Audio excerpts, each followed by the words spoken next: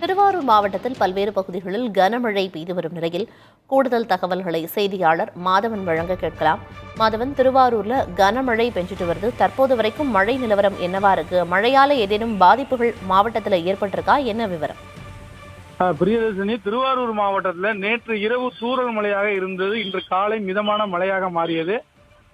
நேற்று காலை 6 மணி முதல் இன்று காலை 6 மணி வரை உள்ள மழை ரிப்போர்ட்டை பார்த்தாலே தெரியும். மாவட்டம் முழுவதும் 1 சென்டிமீட்டருக்குள்ளாதான் மழை பெய்கிறது.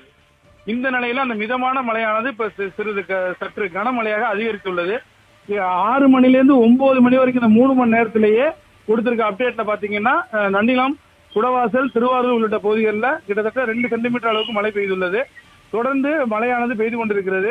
இந்த மழையானது தொடர்ந்து பெய்யும் பட்சத்துலதான் அந்த சம்பா சாகுபடி, தாளடி சாகுபடி செய்யப்பட்ட பயிர்கள் பாதிக்கப்படும் சூழல் ஏற்படும்.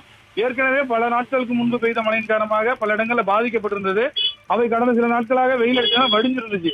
இப்ப மீண்டும் மழை கொஞ்சம் கொஞ்சமா பெய்ய ஆரம்பிச்சிருக்கு. கனமழை இது தீவிரமடைஞ்சா பல்வேறு இடங்கள்ல சம்பா மற்றும் தாளடி சாகுபடி பாதிக்கப்படும். அது மட்டும் இல்லாம திருவாரூர் மாவட்ட ஆட்சியர் அலுவலகத்துல இன்று காலையில பல்வேறு அலுவலர்களுடன் இது குறித்த கூட்டம் நடைபெற உள்ளது. மேலும் ஒவ்வொரு வட்டத்திலையுமே வட்டாட்சியர் தலைமையில குழு அமைக்கப்பட்டு அவர்கள் மாவட்டத்தில் எங்கெங்கெல்லாம் தண்ணி தேங்குது, எந்தெந்தெல்லாம் பாதிக்கப்படும் என்பதை கண்டறிந்து அவங்க தொடர்ந்து கண்காணித்து செய்து வராங்க. பிரியதர்ஷினி, திருவாரூர்ல கனமழை பல பகுதிகளில் பெஞ்சிட்டு வந்தாலும் மாவட்ட நிர்வாகம் தரப்பிலிருந்து தொடர் கண்காணிப்புல ஈடுபட்டு வர்றதா? விவரங்களை வழங்கியதற்கு நன்றி மாதவன்.